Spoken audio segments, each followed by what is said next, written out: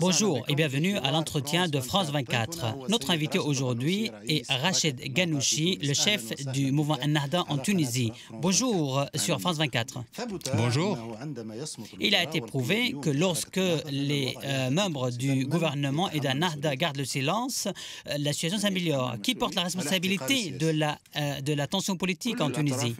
Qui porte cette responsabilité? Eh bien, je crois que la responsabilité est partagée. Tous ceux qui recourent à l'escalade de leur position, tous ceux-là sont responsables. Donc, vous appelez le gouvernement à garder le silence pour éviter les déclarations susceptibles de provoquer la tension. Je n'appelle pas tout le monde au silence, bien sûr, car nous sommes une créature parlante. L'homme est un animal parlant. Nous avons besoin de cette parole. Mais ce qui est important, c'est de savoir quel discours adopter. Est-ce qu'on adopte un discours de dialogue, un discours de communication qui se fonde sur la coopération pour le bien de notre pays et pour faire avancer le processus démocratique historique dans notre pays? Et donc ce qui est important, ce n'est pas de se taire, mais de bien choisir son discours. Un discours fondé sur le dialogue et la communication, et non pas un dialogue fondé sur les insultes. Vous êtes le leader du parti majoritaire en Tunisie. Lorsque vous entendez le président de la République parler des extrémistes laïcs, êtes-vous au courant de l'existence de ces extrémistes laïcs? Bien sûr, il y a des laïcs extrémistes, comme il y a des islamistes extrémistes, il y a différents courants extrémistes. Et quant à nous, nous appelons à la modération. Et le régime qui s'est établi en Tunisie se fonde sur une coalition entre laïcs modérés et islamistes modérés. Il y a des extrémistes dans les deux bords. Le président de la République a parlé de la peine capitale. Je n'ai pas entendu ces paroles, à la vérité. Tout ce que je sais, c'est que l'extrémisme a des conséquences néfastes, inexorablement. C'est une mise en garde contre l'extrémisme dans tous les courants, l'extrémisme laïque comme l'extrémisme islamique. Selon vous, pourquoi le nom d'Ennahda est toujours lié aux actes de violence, aux restrictions des libertés privées et publiques? Je ne sais pas qui dit ça. Certains Tunisiens le disent.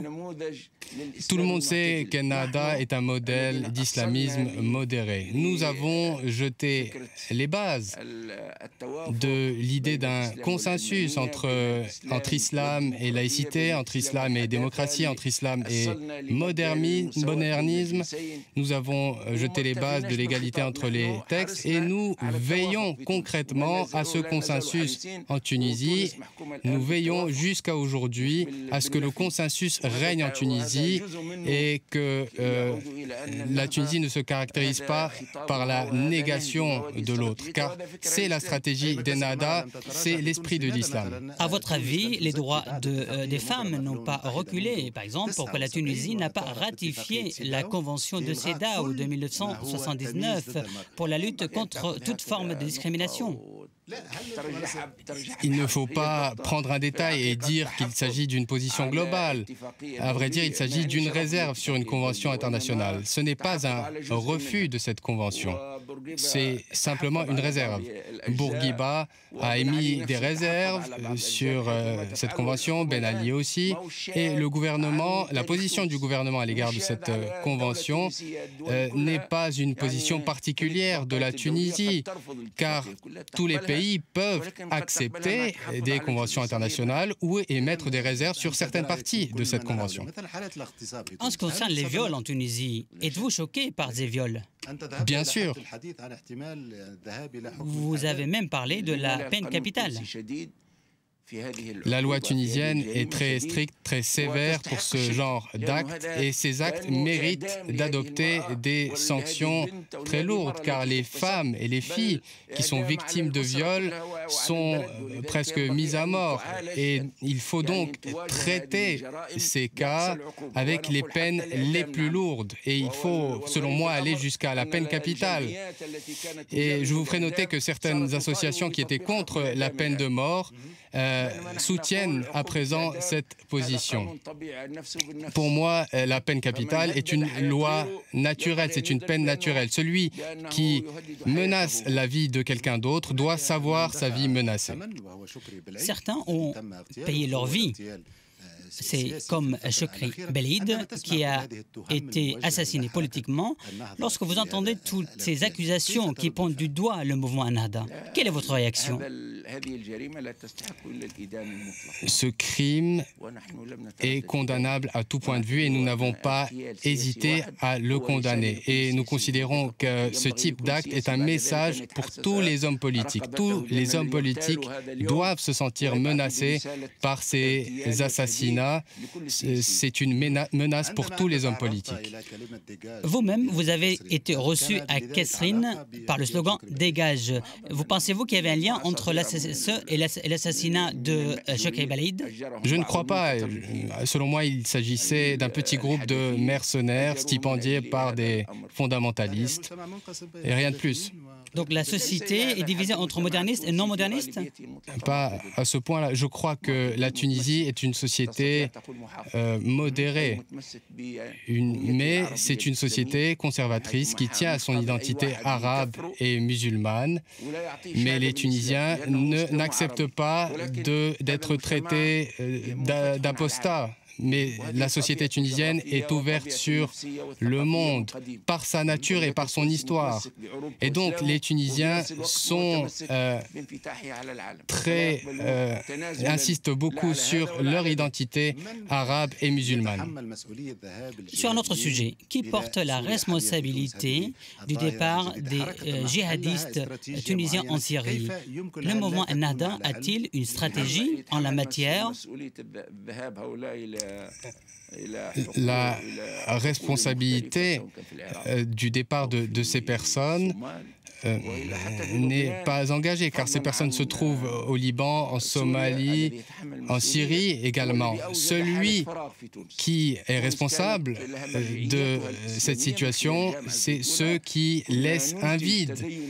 La Tunisie, de tout temps, avait une identité religieuse, modérée, avec l'esprit de Zaytouna, mais avec les régimes récents, eh bien, un vide s'est créé et des courants ont modifié cet esprit originel de la Tunisie et plusieurs courants ont ainsi influencé négativement la Tunisie.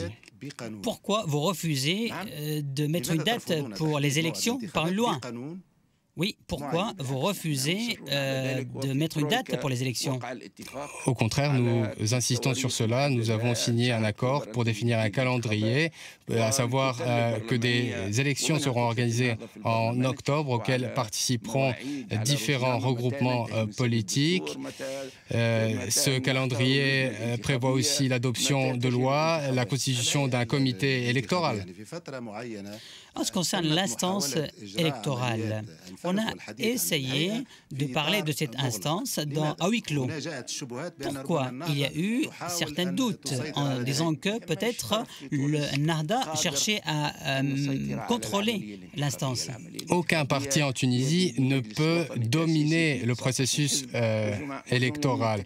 Le régime tunisien à l'heure actuelle est un régime démocratique et personne ne peut imposer sa volonté. C'est le consensus qui règne en Tunisie. La constitution sera adoptée par consensus et les différentes instances électorales ne seront constituées que par consensus car nous sommes dans une période de transition et la majorité ne suffit pas. Il faut donc adopter l'unanimité et le consensus. Vous parlez de consensus. Y a-t-il une contradiction entre le consensus et la loi de sauvegarde de la Révolution? Non. pas d'exclusion en la matière? Si les Tunisiens se mettent d'accord pour sauvegarder leur révolution avec une loi, eh bien, c'est leur droit. Nous sommes en France, à Paris, la capitale de la France. Nous savons que ce pays a sauvegardé sa révolution en interdisant des partis contre-révolutionnaires. Il n'y a pas de parti royaliste en France. Et après 2 ans, la France veille encore à sauvegarder sa révolution.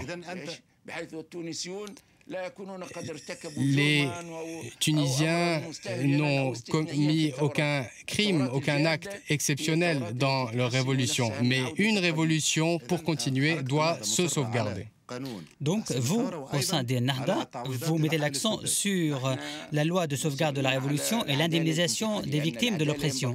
Nous insistons sur la justice de transition. La justice doit suivre son cours pour traiter tous les cas de vol de fonds, tous ceux qui ont torturé, qui ont triché dans les élections. Tout cela doit être jugé. Et jusqu'à présent, cette justice a connu quelques retards. Et c'est la raison pour laquelle la révolution a été sauvegardée grâce à cette justice de transition. Il y a 5 blocs dans le Parlement qui ont proposé cette loi, même si ce projet n'a pas encore été promulgué en loi. Le parti de l'initiative a donné sa voix pour la formation du gouvernement.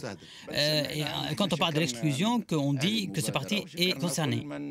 Nous avons remercié les personnes qui appartiennent à ce parti. Nous les avons remerciés, ces personnes de cette initiative. Nous avons remercié le Parti de la dignité et de la liberté. Et nous avons remercié tous ceux qui ont présenté une initiative. Nous avons fait beaucoup de concessions. Quel est le problème entre Rachid Ghannouchi et Kaïd Sabsi? Je ne crois pas qu'il y ait de problème. Je ne me plains pas de lui et il ne se plaint pas de moi. Il n'y a pas véritablement d'antagonisme. En réalité, il y a un sentiment en Tunisie selon lequel il y a une crainte de ce que le parti de l'ancien régime revienne.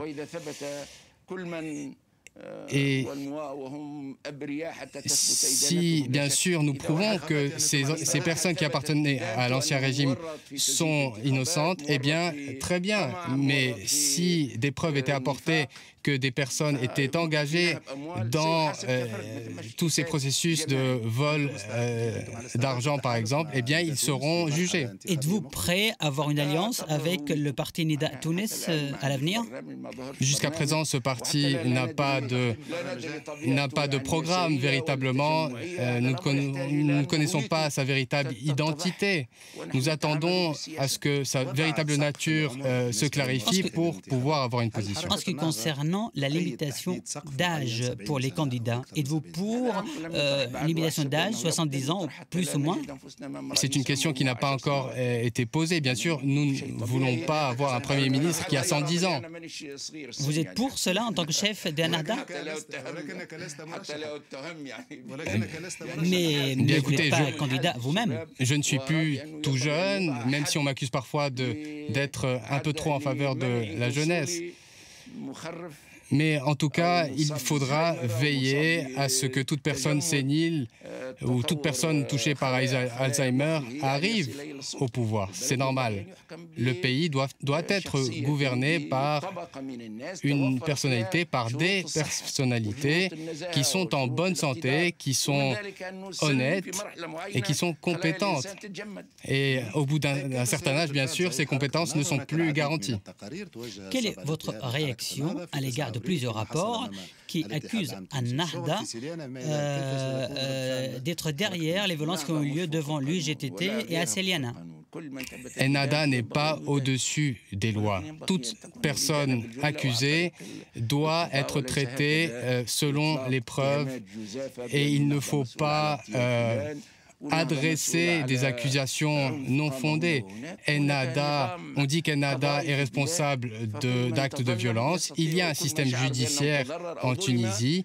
Toutes les personnes qui se sentent victimes de ces actes doivent présenter des plaintes devant la justice. Est-ce que le parti Ennahda laissera le chef du gouvernement Ali Larayed les mains libres? Monsieur Larayed est le chef du gouvernement, il a des prérogatives et personne ne peut contester ses fonctions et ses prérogatives.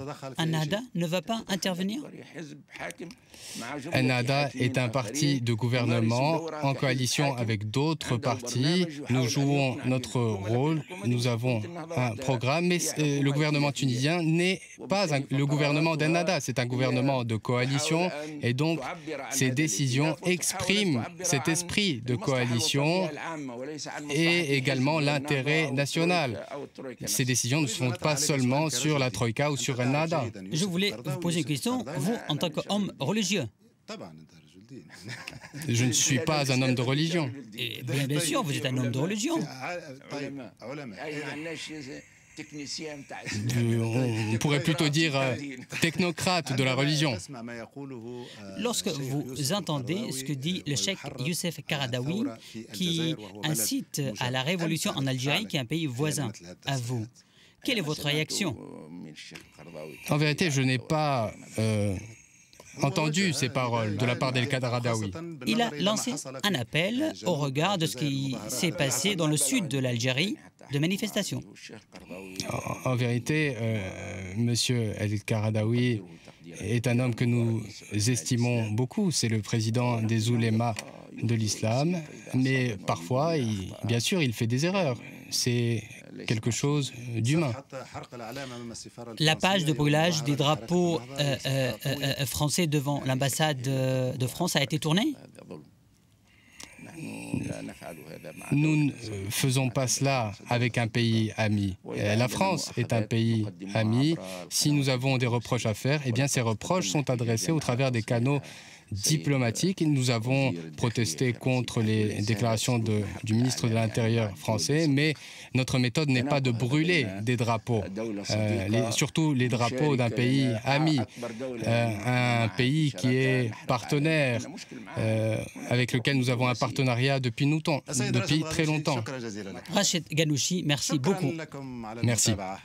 Merci.